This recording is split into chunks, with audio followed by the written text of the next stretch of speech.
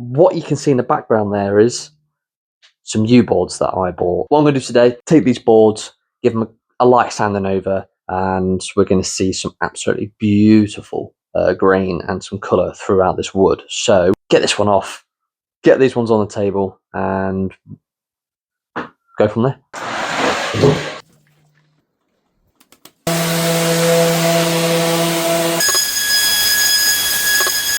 We'll call this with a 60 grit belt.